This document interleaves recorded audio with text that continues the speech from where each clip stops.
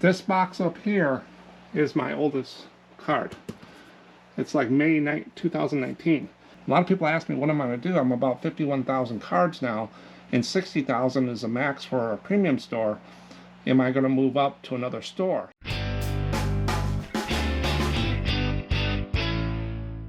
Welcome to SMPostcards. Got another video today on airports. Postcards with airports on them. Not a bad subject to have. We'll check out and see if they do move and what the prices I've saw out there and some history about that. That'll be in the special topic.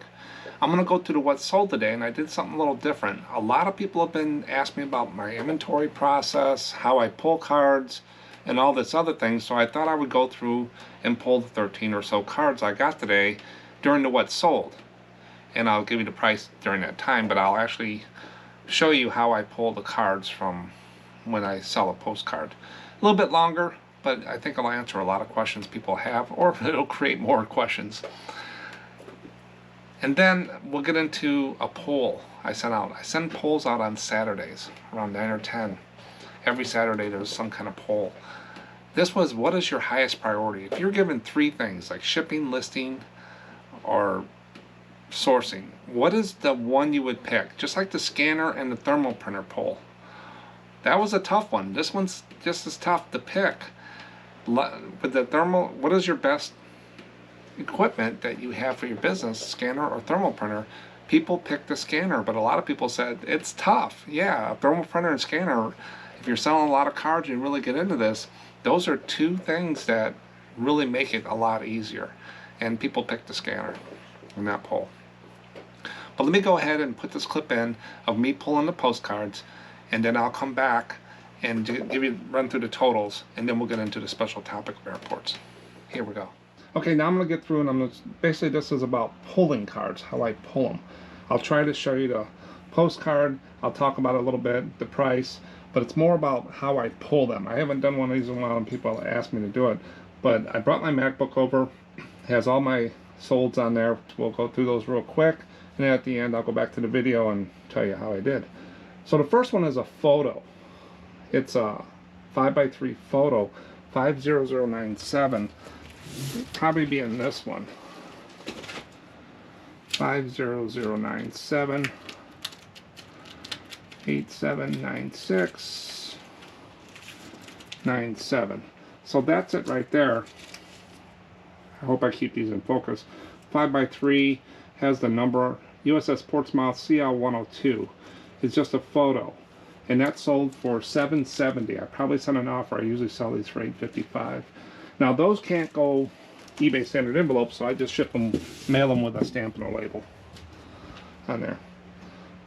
And they're all Mardi Gras themed, from the Mardi Gras. And the total order for cards was $24.65, so 25 bucks. First one is 73354. The 700s are over here. 73354 would be in this box here. 73354 is this card right here. It's just a linen card. That's the inventory number, so I know where it is. It's unposted, and that's the first one there.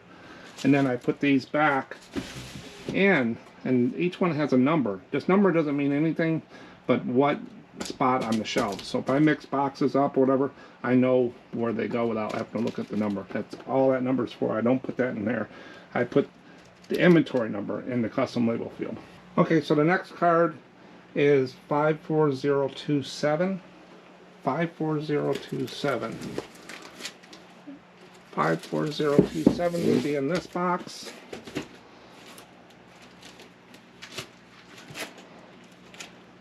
Let me look through these.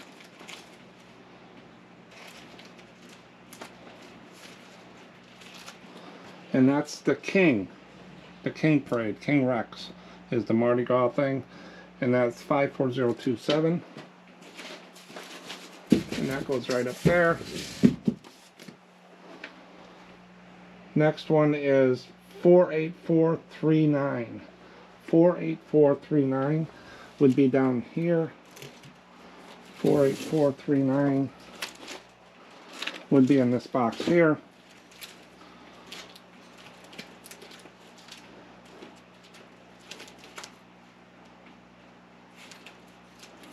And I think 3.8 is another one that we had on here as well. 3.8 and 3.9. This one is the Mardi Gras Parade float right there. And this one is another Mardi Gras Parade float right there. So we got those cards, and that order was $25, $24.65. So we'll put this box back. I always put the boxes back because if I start getting stacked, they'll fall over, and it's just a mess. So I do one, I put it back, I do another, I put it back. Next one is 53624. This was 3-card order for one person, Jennifer, for $14.25. So we've got 3 ship cards. This is the first 2 are prints. 53624. All the prints are down here because they're bigger than Continentals, a little bigger than Continentals. So I have to put them in a separate box. 53624. And all these are in order as well with the inventory number on them. And I have multiple of these cards. 53624. 25, and this is a color print of the Patrick Henry submarine. Got that one done, and then I put this box back right there. Next one is another print, 46990. 46990. 46990 would be in this box here. 46990. 9190. And this John Adams is the last one, so I've sold out of this one. Another submarine, John Adams, and I'll leave it in the thing. I'll make sure on eBay it's zeroed out, my inventory zeroed out, and I'll be out of those cards. Next one is a publisher card, 40715. Now these are all from a publisher, and they're in these with the divider since I got multiples. Like this here, there might be 150 cards right here for 40768. I'm not going to put a sleeve on each one of these and waste that in the room. But a lot of these with the divider, these are all ships, and I have multiples. So if I have 150 of 40768 card, I will put in a listing for 150.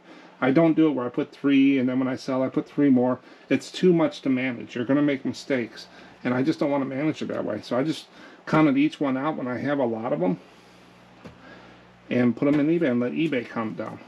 They're ship cards. They're $4.75, and this is the Coral Sea standard card. So that order was $14.25. Next one is 81238. It's an aquarium in South Boston, Massachusetts. 81238 will be in this box here because these are the ones I'm doing this week or this month. 81238.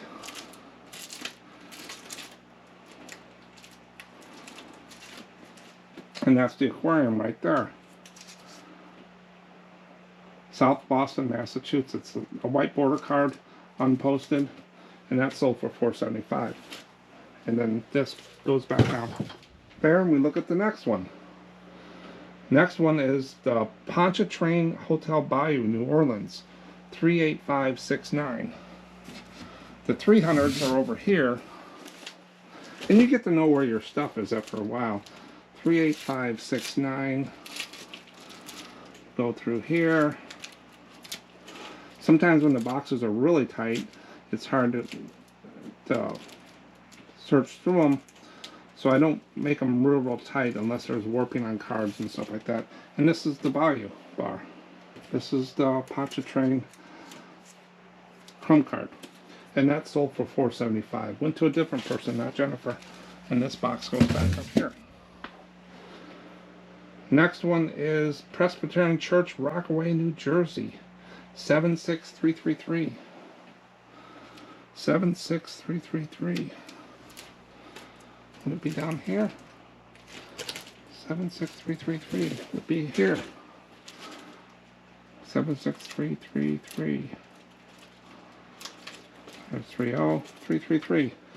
Presbyterian Rockaway Church, New Jersey. Undivided back. Yep. Been posted in 1906. So from 1907 before, you're going to see these. But we'll see undivided back with later dates in 1907 when they went to divided back, because people had a lot of these and they saved them in drawers and then they used them later on. So the postmark just tells me one thing, that this card was made before it was postmarked, is really what it tells me. And that sold for $4.75. Put this box away. And the last one is another photo, USS Dewey DDG 45 45756. 45756. Would be in this box right here.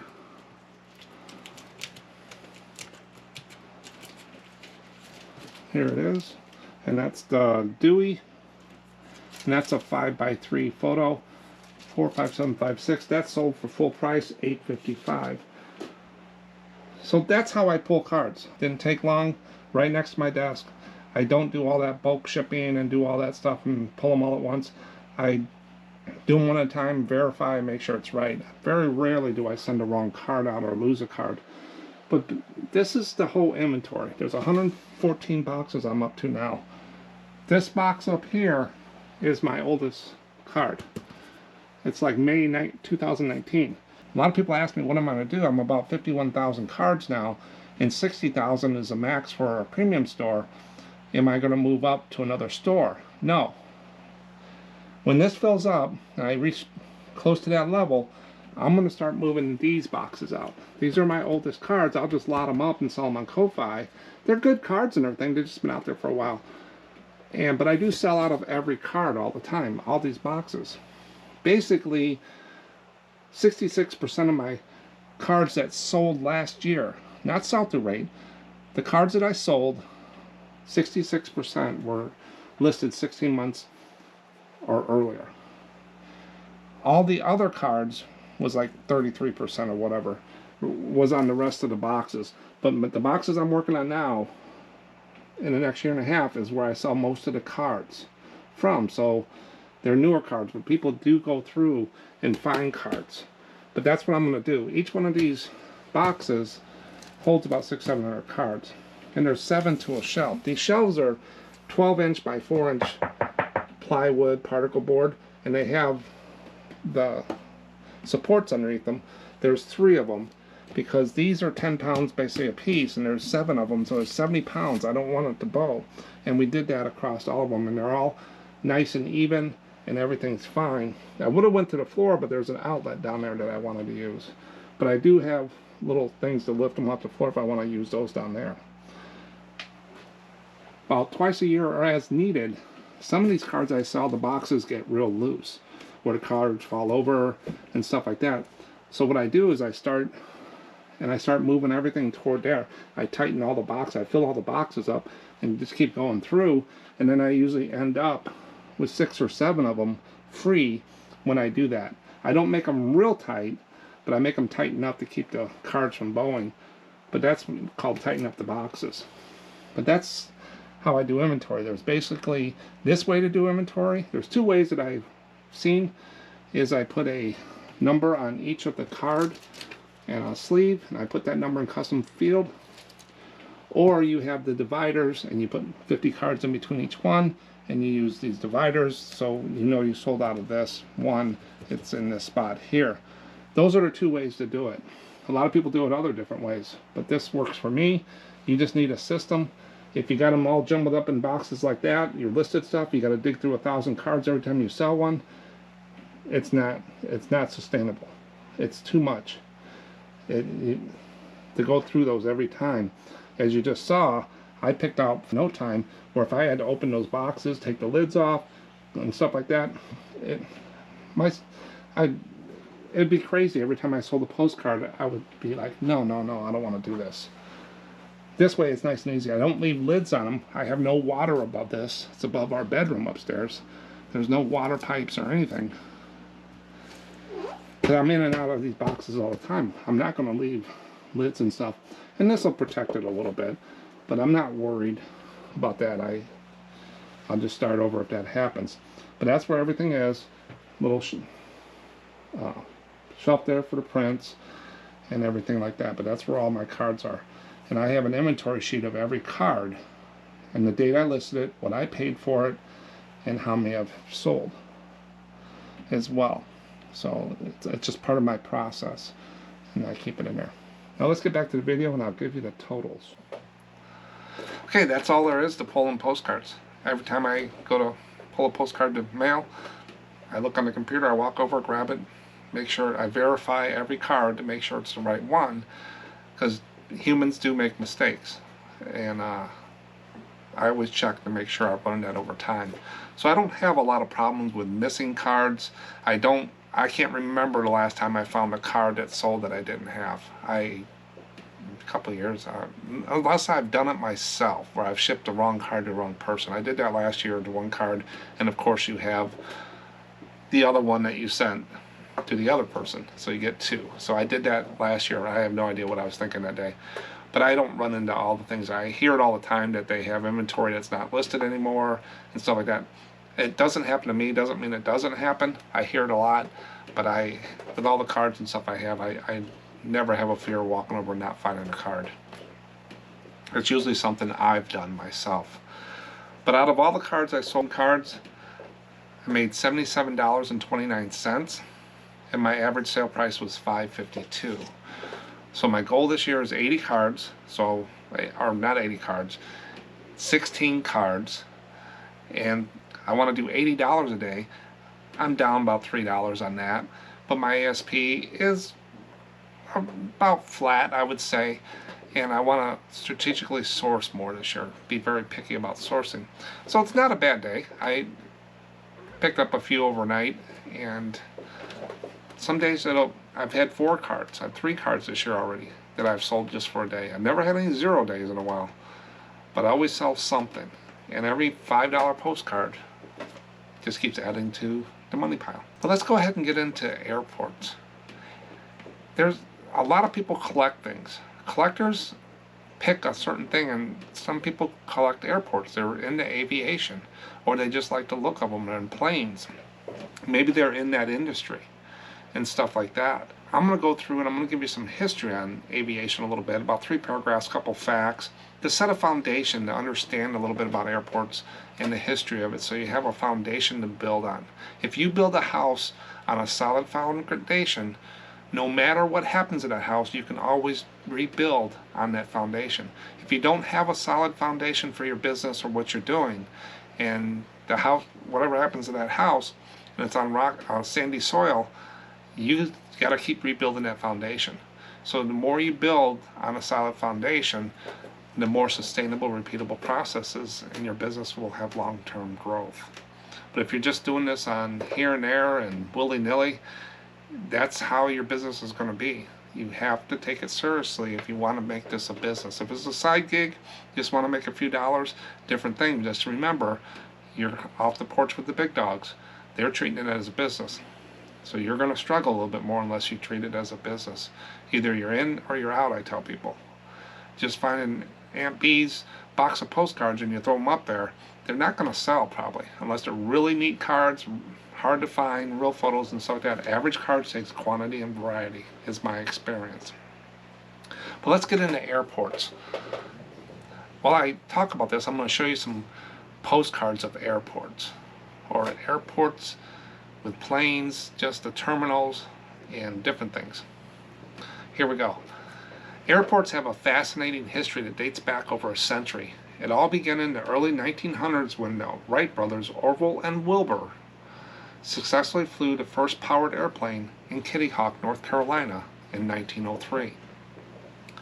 This monumental achievement sparked a wave of enthusiasm for aviation, and soon after, the first rudimentary airports began to appear. These early airports were little more than grassy fields or open spaces where pilots could take off and land their aircraft. As aviation technology advanced, so did airports. In the 1920s and 30s, Concrete runways, control towers, and passenger terminals started to become common features at airports. Just think about electric cars, Tesla, putting those charging ports. I know our grocery store has 2 lanes of charging ports now. So this is the growth of that thing. Is it, history repeats itself? Are we repeating ourselves with the electric cars and stuff? This period saw the birth of commercial aviation, with airlines offering scheduled passenger flights. The 1940s and 50s brought further innovations, including jet engines, which allowed planes to fly faster and farther. This spurred the construction of larger and more modern airports around the world. The world's getting smaller. It's really small now. Today, airports have become vital transportation hubs connecting people and goods across the globe. They come in all sizes, from small regional airports to massive international hubs like Hartsfield-Jackson Atlanta International Airport in the United States and Dubai International Airport in the United Arab Emirates. The history of airports is a testament to human ingenuity and the incredible progress in aviation technology, making it possible for us to explore distant places and bring the world closer together. It's a good thing and a bad thing, some people think. Everybody in the world can get on a plane and go somewhere in a day or two, where before just thinking of wagon trains or driving and stuff. But I picked out 2 facts about airports. The world's shortest commercial flight.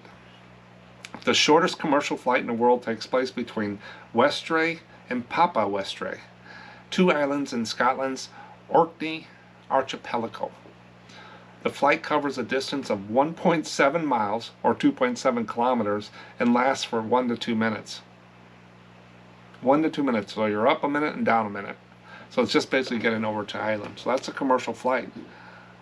Airports without runways is the next fact. Some airports don't have traditional runways at all. Well, how do they land? For example, the Barra Airport in Scotland uses its beach as a runway. The schedule of flights depends on the tide, so you gotta watch the water for the flights that come in. I guess they get pretty good at it. And landings and takeoffs are conducted on the sandy beach, making it one of the world's most unique airports. Yeah, I wonder what the FAA says about all that. But that's a little bit of history, a little bit of stuff out there about airports. There's a lot more to look at. I just pretty well make it as short as possible to get a set of foundation and a few facts to get your curiosity going. But one of the big things is reseller or postcards. Do they sell? Is always the question I get from people. Well, this little chart here is the sell-through rate chart that I keep in my head. You notice there's red, green, darker green, and really dark green. Well, the red is stuff that, like QSL cards, Cypress Gardens, Niagara Falls, different things. New Orleans probably falls in some of those, patio and the Anton's restaurant. Stuff like that will fall in below. There's so many of them. They're published, so many of them out there. So many are listed that they just don't sell that often. Or they're just not sought after. Those are the lows. I try to stay away from those, but you do pick some up sometimes thinking they're good, but they ended up being a 0 to 3. Doesn't mean they won't sell. It just means they have a lesser chance of selling than the other ones with better sell-through rate. Now, the average and the high, the 4 to 10%, is where I work. That's where I picked out. Years ago, when I went out and started selling postcards online, I did a spreadsheet that was just huge. Boulders, bushes, Grand Canyon, whatever I sold, I put a check mark, a little tick mark in and said, which ones did I sell the most of? What came out was divided back to Chrome and current. Sure, everybody likes the undivided backs and the real photos and stuff, but what was selling the most, sell-through rate, the most stuff I was selling was divided back to Chrome. And so I stopped tracking it and I went to divided back to Chrome. And those are the ones I like the most. And they fall in the high and the average. While I'm looking for the average, I find the high. And while I'm looking for the average and high, I usually find some of the very highs. I find some real photos. I find some Halloween cards. I find, Wiki Watching Mermaids, Disney, McDonald's, different things like that will just pop up. I don't go looking for those. They just kind of come in the lots or as I look for things. I focus on 4 to 10%, and it's been done well for me in my experience. So where does airport stand? So how I calculate sell-through rate is I take the sold divided by listed times 100 to I give you a solid percent, and then I round the percent up or down. I'm not looking to be scientific right down the last card or anything like that. It's not going to make a difference. There's 7 to 9 million postcards out there. You just want to get it in one of these ranges to say, yeah, this is I got a good shot at this. An educated guess. You cannot go to a postcard show with a phone and comp every card in a 700 card box. Just add that time up. There's no way. You might as well not even go and stuff. You're wasting time. So you got to go with your gut a lot on postcards when you're looking at boxes. Me, I'll just buy the whole box and I'll do it at home. But I got to buy the box. I'll look through it real quick, make sure there's no foreigns and all this other stuff in there, some of the reds. And if it's an average box and it's a white box with 1,000 cards, that's $100 where I start. In my head, if it has a lot of good cards in there, I might offer a little bit more to seal the deal. If it's a lot of Grand Canyons and stuff and the reds, I might just pass. But if it's just an average box, I might go down a little bit. But my starting thing is basically 10 cents a card, 10, 15 cents a card. A lot of times I get them for a lot cheaper because people want to move these cards. So Postcard Airport, there was 2,100 sold. This is just a 90-day snapshot on eBay. I just put in there Postcard Airport, click sold, completed this click, 2,100 is the number it gives me. Then I unclick the sold and completed, and I get 22,000 listed. Just think if you put 22,000 postcards or 22,000 people into a room, how many people is that? That's a lot. Times it by 100 to get a percent, it's 10%. And on my chart, it's at the high end of the average. Right at the end. It's not very high, but it's right there. 10%. But you want to bump it up against other things to make sure you're looking at it apples for apples, oranges for oranges. So I go out there and I pick out like 4 other things when I do this. And I said, Postcard Aviation.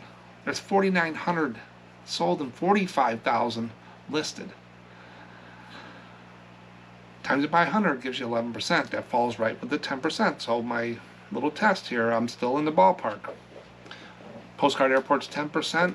Then I did some other transportation. I said train station, postcard train station, 9%, still in the ballpark, and bus station is 7%. So I would say this falls in the high range, 8 to 10%. It's not a very high. Depends on the airport. There's a lot of factors. Your price, your whatever you call it, and all this other stuff. Stuff you got to do is you got to start looking at price, condition, and stuff like that. This just tells you, yeah, I'm going to pick that card up and bring it home with me and do more research. That's what this tells me. That's all this tells me is I got a better chance of selling this card than a Grand Canyon postcard of a bush. Or this is going to sell a little bit better than bus stations. Now, if it's a Greyhound, it might do better. So many variables. You need to dumb it down and get it to something that you can just pick that card out and go. I can go to a postcard show and I can hit a lot of cards quickly and I'll get a good stack of cards and go home, and that's where I say, oh God, I didn't do well with this card, but I did great with this card. I didn't do well, those are the things you do. And you have in your mind how much you want to spend, knowing the money.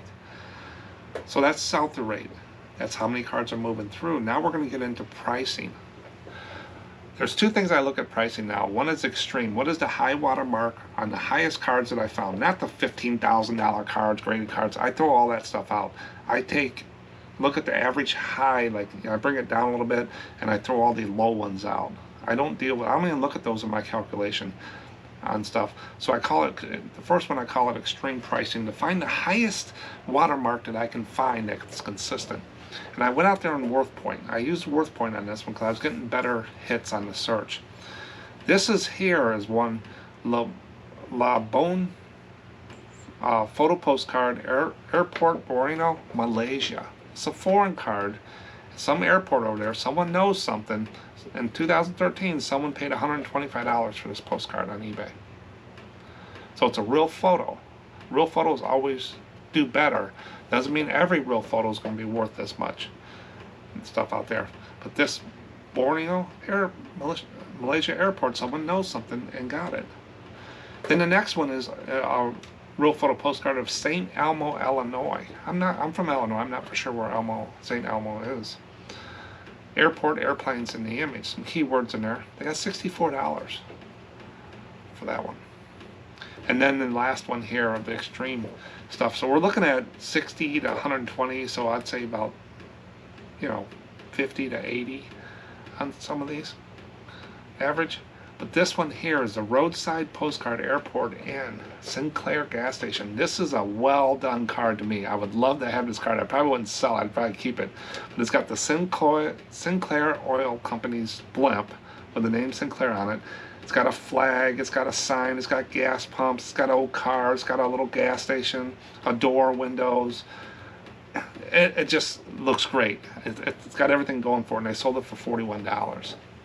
Now it's back in 2018. Just think what they can get today for that. They can probably get a little bit more for that. But that is just one neat looking card. I think the artist did a well job. I could sit and look at that card all the time and just see some great things on there. I mean, it's got a chimney on the house. It's got a sign on top, a sign on over the front door, 3 different gas pumps. The big sign says gas on it. All that stuff. And there's something in the distance like a tree, and it looks like a little building behind it. And and the big blimp in the sky, the airship. So those always are good. So if you look at the high watermark, I would say out of this you're looking at $40 to $60 to shoot for. These other outliers, the 120s and stuff, might pop in, but that's where it falls. Then you get in down to earth. You come back down to what we see every day. What is the high watermark of the highest cards selling average of average cards on eBay? These I pulled from eBay. The Postcard Kauai Airport. It's a Hawaiian airport showing a Douglas DC-9 aviation oversized. So this looks like a panorama.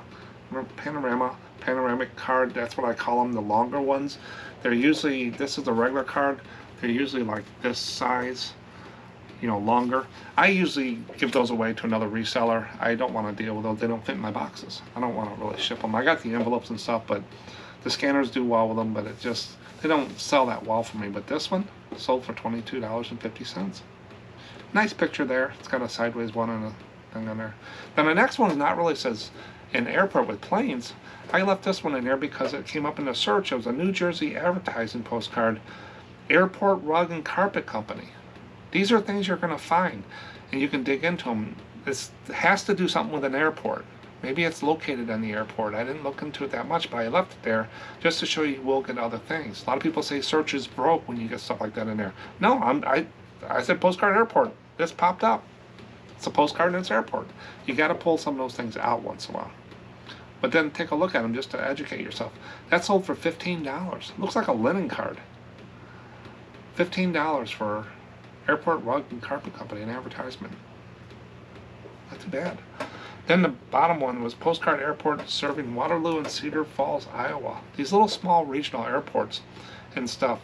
This was $8.39. Looks like it's got one of those older planes in it and stuff. Not too bad. It's got the terminal. It's on the runway. Didn't do a bad job. They had it at 11 and they did a 30% sale and $1 shipping. So they've cut that down a lot. People do these drastic sales and stuff when they know an airport card's got a 10% chance of selling. Go cut your other cards. Don't cut the good ones, is what I tell people. Don't pay people to buy your stuff just to get a sale. But that's airports. You got to do your homework on them. Whenever I pick them up, I do spend a little extra time comping the average ones even, but any real photo postcards of airports or earlier aviation and stuff, it can do very well. So you want to really take a closer look at some of the airports. I always pick up airports. If it's antique booths $1 or so, I pick them up because I know I can get my money back. I usually start airports a couple dollars, $1 or so starting point over my $4.75. So they're going to start at $5.75, $7.75 and stuff like that. There might be some that I find that are pretty common and I keep at $4.75, but a lot of them I will, just like motels, I try to start out higher because I know they're going to sell. Over time, doesn't mean they're going to sell overnight, but they will sell. That's airports. Who knew? Now we're going to get into the poll. It was another tough poll, but Biff and some of these other people have their thoughts as well on some comments I pulled. But this one I put out there, what is your highest priority? So if you're given 3 things, I gave you packing and shipping, listing, and sourcing. And you can put other. Always put another. I always got to have a way out. But packing, shipping, listing, and sorting, what is the highest priority if you in your business out of those 3? 50% said listing. 28% said packing and shipping, and the last one was sourcing.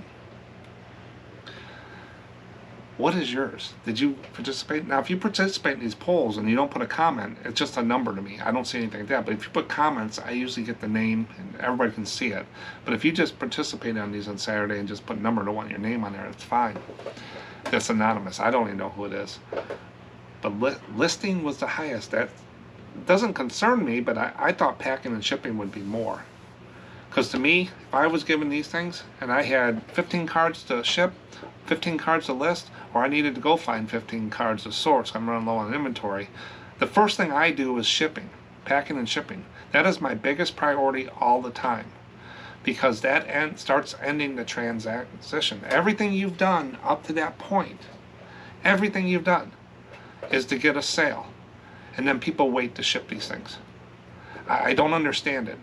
To me, convince me on listing or sourcing and stuff like that, but to me, packing and shipping, it means I'm almost done with that transaction and the money's in the bank. It's not your money for 30 days, really 180 days, so you can do a chargeback. But you want to get that out to the door, get to the people as soon as possible. Doesn't mean that every time you get a consignee, you got to run and pack a postcard. Set a certain time every day to pack up your postcards and stuff. Me, I'm retired. I have all the time in the world. If I'm going out to the store, I'll look at eBay on my phone or mostly on my computer and say, oh, I got 5 cards. I'm going to be running by the post office. I'll drop them off today. Just to get it done. Just like Sundays.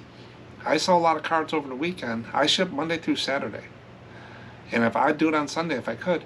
But if I get a lot of stuff sold Sunday after the post office closed all the way to Monday morning, I'll throw something on the TV or whatever and pack up 10 cards. So Monday morning, I don't have to sit here and do that. It's not hard, as you just saw. But I just like to get it done and out of the way. So packing and shipping to me is the most important thing. I don't know why people wait and spend so much time on that. That's one part you have to streamline. I only keep like 6, 7 different boxes, that's it. I don't buy stuff that doesn't fit in one of my boxes. I don't list postcards that don't fit in my boxes, mostly. I pretty well have the same little system, so it doesn't take me long. Even when I did toys and stuff, I didn't buy anything that didn't fit in a 16, 12, 8 box. Because I didn't want to Franken box and do all this stuff. And I bought new boxes. I got my eBay stuff every quarter, but I had a shipment from whoever had the cheapest boxes coming in all the time. Because I would, selling 20, 30, 40 action figures a day sometimes. I think it was 10-4-8s with the biggest box I use. It was perfect. And I would just order them. They had nice clean boxes and stuff. Never use bubble wrap, or what do they call those, poly bags. Very rarely. I don't think I ever used that many of them at all, because I don't sell clothes. So streamline your business. But people said listing, but let's get and see what the other people say. That's my opinion of shipping and packing. Everybody has a different way of doing it. You just got to be humble. Not everybody's going to agree. But Biff Bofo, shipping is the only one that's non-negotiable. If you don't ship, eBay will shut you down. Common sense. Logic. Biff, right there it tells you. If you don't pack and ship your stuff in a timely manner with eBay, they're going to shut you down. They're going to drop you down. If you don't list, they won't do it. You won't have anything to sell. And if you don't source, you just won't have anything to list. But Biff just took it right there, non-negotiable. You have to ship your items that sell. You just can't wait. If you don't feel like it and you want to give another day, or if you have 3 or 4, 5-day handling time, you only ship out on Thursdays. I'm going to tell you right now, all your competition basically is shipping the next day in postcards, 1 or 2 days. They're not waiting. They're getting it out there because they want the competition. There's 7 to 9 million postcards with thousands of sellers of postcards. You got to get a reputation in a big market like that. So I do it every day, Monday through Saturday. Then, thanks, Biff. Then Julie Flicka says, to me, each is a priority because each goes hand in hand to keep the ball rolling. Yeah, it's a tough poll. But if you were given, Julie, which one to do it, which one would you have to pick on there? So, yeah, they do go hand in hand. Thanks, Julie. And then premium postcards said, I think these are all equally important. Depends. It's tough. There's a sliver of a difference, I think. Everybody can really, if screwed them down, tighten it down and said, which one is your priority? Rank these, 1, 2, and 3. Which one is it? Without sourcing, you have nothing to sell. Absolutely. Without decent listings, you don't get views and convert to sales. Yeah, impressions gets views, gets conversions. So without impressions, you don't get views. Without views, you don't get sales. Exactly. Without quality packing and quick shipping, you don't get return customers. Reputation, like I talked. Slack off in any of these areas and you don't have a business. I think he said it right there. But if you were given a choice to rank these, premium, which one is the most important to you? You know, that's what it's tough. That's why I picked these 3. Just like throw them in front of a scanner. Which one makes you think a little bit? And made me think. Then thanks, premium. And then Pioneer. I don't know, I destroyed that, sorry. Packing and shipping is easy. Listing is the time consumer for what I try to sell. I hear that about listing, and I think if I was having problems listing, I list 40 to 50 cards a day average. Now some days I don't list at all. The other day, you know, when I'm working on fish aquariums, I was doing some other things. I had some stuff with the grandkids, or we went to somewhere, or I just didn't feel like listing that day. It's my prerogative. I just know if I want to do 40, 50 a month, I just need to catch up a little bit more that day. eBay's not going to turn you off if you don't list every day. People live in sale to sale, needs to get over that. I just look at the end of the month. Every month since I've been reselling and got it up and going, I've always paid my bills and had money in my pocket. As long as I was consistent on the stuff like that, not overbearing where I'm sitting here for 10 hours a day to try to beat somebody's other store or compare myself to others. I don't look at other sellers a lot and stuff like that because they do it differently than I do. Now if I have a question about something, yeah, I comp postcards and stuff, but if I want to change up the way I ship, I'll go out there and I'll buy some postcards. I'll go out to 10 different postcard sellers and I'll buy 10 postcards and I'll see if there's anything new. I've done videos on that. Stuff like that when curiosity is up on something. But I don't go, oh, he sold $100 worth of postcards today. I'll sell $100 tomorrow maybe. I don't know. I don't compare myself to others. That's one of the worst things you can do. But packing and shipping is easy. Listing is the time consumer. Figure out what part of listing is making it hard. Sometimes it's going down the rabbit holes. It can really cause problems. You just gotta pull the trigger and say this card's worth this much, or I'm not listing it, and stuff like that, or set it to the side and do it later on. That's the polls. Every Saturday I send polls out. If you have any questions that you want me to put out there on polls, send it to me, and put your response in there if you want. Selections people can use, and I'll reword it sometimes, or I'll use it. I'll let you know. Not everything you send me I can use. I'm not going to get into people's personal stuff or how much profit they make and stuff like that. I just try to stay above that because it gets a little bit into the competitiveness and personal stuff. So I try to keep there, but stuff like, how many cards you list a day is fine and stuff like that. Where do you buy your postcards from? Probably wouldn't ask that much. It'd have to be very high level, not the exact store name. So like that. Send it in to contact@SMPostcards.com and I'll put it in my bucket. Make sure you subscribe and hit that little bell icon. There's a little thing in the corner. Just click on that. Easiest free thing you can do for the channel, and that way you'll see these when they come out. I use the community tab on my channel. Go to my channel and you'll see community. I think you need to be on a PC or whatever, and you see community. I have all these out there. I use it heavily to communicate to the viewers and what's going on that I know. Or if you see something that I didn't catch, like Ashley or somebody told me about the Amazon Epson 400s are on sale on Amazon. I did a screen print and put it out there so everybody knows it. You see stuff like that. That's the poll. Now I got an update on the NASCAR. I did a video on NASCAR. And I always ask for people when I get into things I haven't done a lot of, and NASCAR was one of them. If you know something about it, let me know, let us know, and I'll try to put it out there. Well, Coop come back, Coop 45, and said, hi there. The YouTube algorithm brought me here, probably the word NASCAR. Fans refer to these as hero cards. They're given out for fans to get autographs on. We would recommend including that term in the listings. So the cards I was showing had a title of this that I found. Like this one, 2023 Jolie Lagana Foundation, The Good Feet Store, NASCAR Cup postcard.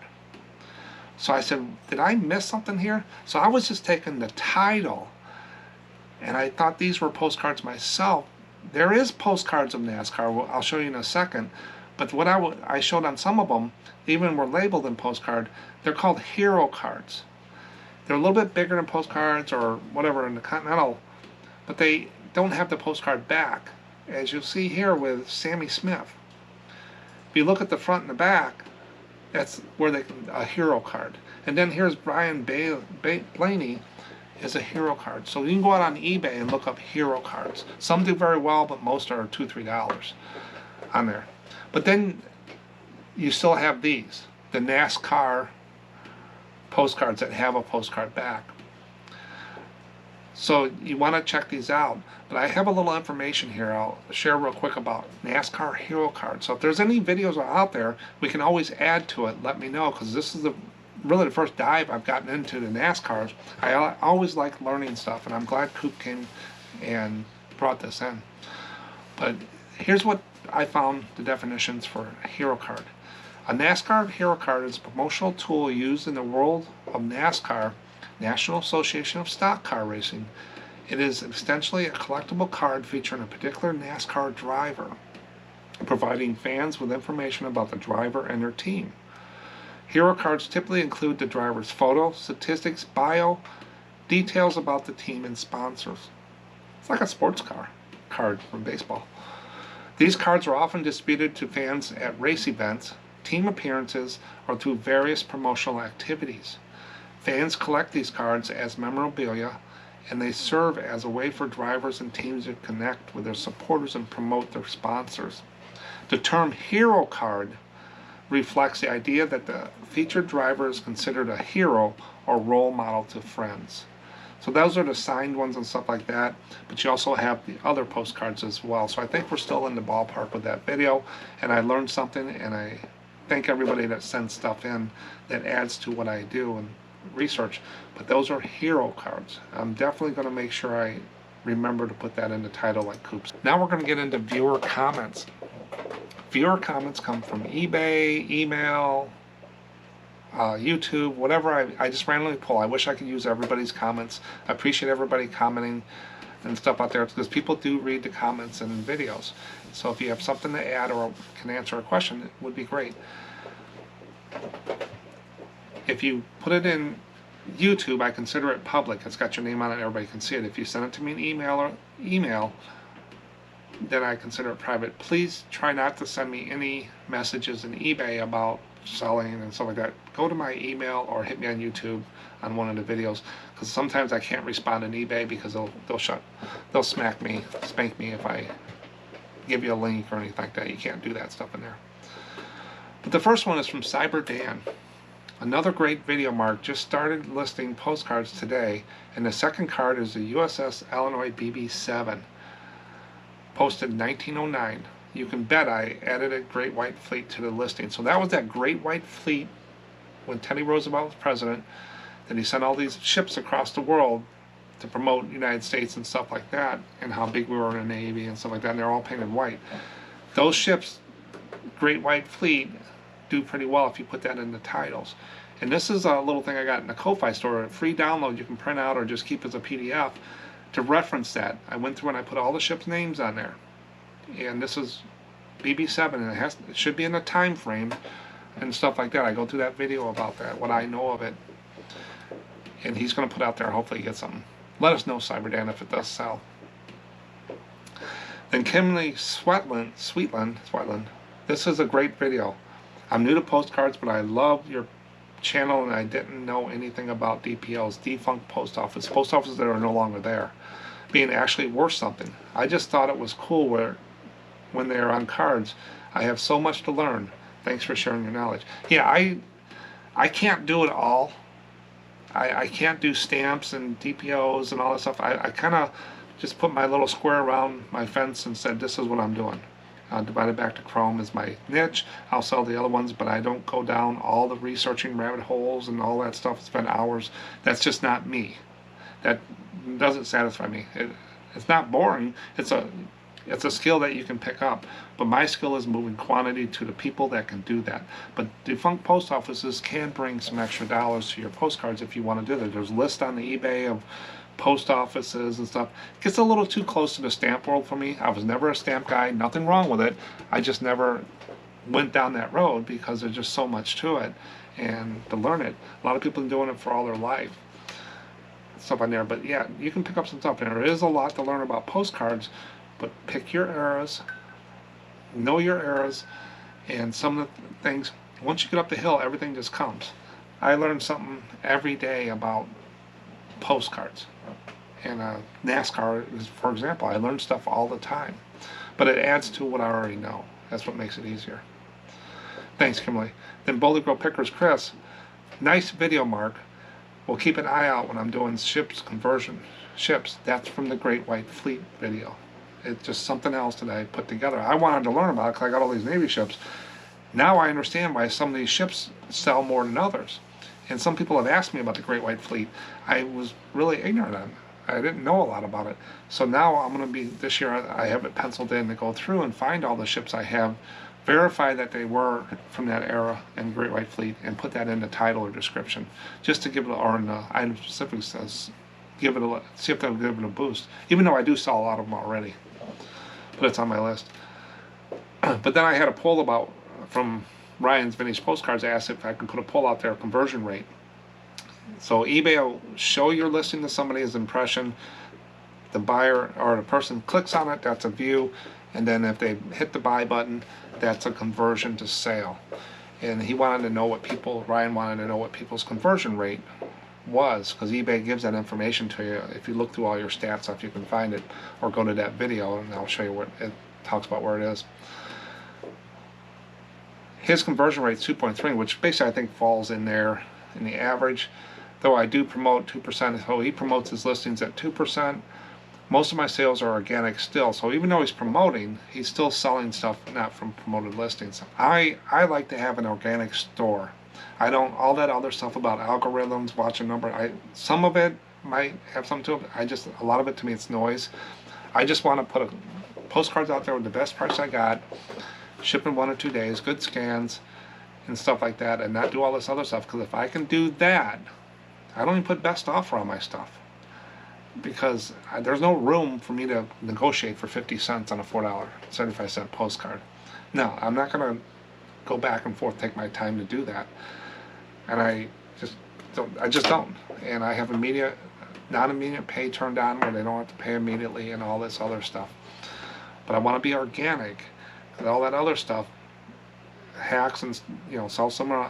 If I have to do that all the time just to get sales, then my base, my foundation's not there. If I can sell postcards the way I'm selling right now to meet my goals every year, just not doing all that stuff, just think if I did some of that stuff, then I'd have to get on the hamster wheel and go back and forth, where I'm working less and making the money I need to make. That's my thinking of organic. Now Chris is part-time and he still has a day job. If I went full-time selling postcards, I would likely have to do more than just postcards. Yeah, it would be a tough. Reselling is inconsistent income. If you want consistent income every week, go work for someone else. Get a paycheck every week. Get an hourly wage, put your 40 hours in. You'll get a paycheck every week. If you're in the hole, that's the best way to get out, is get consistency. Reselling is not consistent a lot, unless you got some supplier bringing stuff in and stuff like that. A lot of people want to do it full-time, and they get into the business, and now they have to do anything. They're working day and night just to make ends meet, and it's tough. I've owned many businesses and managed many corporate businesses and stuff. I like going to work, coming home, turning it off, having Monday through Friday job, getting up, going to work, come home. That's my thing. I would never do reselling full-time. That's just me. A lot of people are successful doing it, but I like turning it off, especially being retired now, and the wife's retired. This is supplemental to us. If I need to turn it back on to the toys and stuff, I will, but I'm set, so I'm okay. But some people need to do this full time because they either lost their job or a door closed and another door opened. It can always happen. A lot of people talk about AI and all this other stuff taking jobs. Well, go learn AI. That's what I tell people. Just like computers, everything like that. People say, well, it takes the auto mechanic out, but it's all computerized. Go learn computers. That's what this does. A person with a skill, a trained skill with experience, is worth more than somebody that just has experience on a job. You need to get skilled in the areas that are coming. And it opens so many doors on that side. Not just, yeah, people are going to lose their job and get laid off because technology you will lose people and jobs because of it, but that's part of progression. And I've been in the tech world for years. It's nothing for me to see a company laying off 1,000, 1,500 people. Nothing. Back in the Y2K days and the internet boom, we'd walk across the street and get a job. One door closes, another one will open. Sometimes it's forced to the better things. But just read between the lines about reselling. It's not all that it's cut out to be sometimes. It's tough days. Sometimes it's tough, the economy. It's not all that. It's basically consistency, you ask me. Sustainable, repeatable processes for long-term growth. Not trying to beat eBay's algorithm and stuff. That's not going to make you full-time. What'll make you full-time is getting good stuff that people want with a good price and ship 1 or 2 days. Be responsible. Build a reputation. That's all I got for today. Check out those airports. If anybody's got some really neat stuff, make sure you send it in to me. To contact SMPostcards.com. I'm still trying to fill up those show and tell segments I want to do. I got about 4 things in there right now. I'm ready to put in another video. But if you had some stuff you want to show us, like some airports that you sold real good, let us know. You don't have to tell us where it was and stuff like that. Just to show the pictures, because people like to see other than what I'm doing, stuff like that. Got any question about me pulling the postcards? Let me know. Thanks for watching. Here's some more fish. I'll catch you on the next one.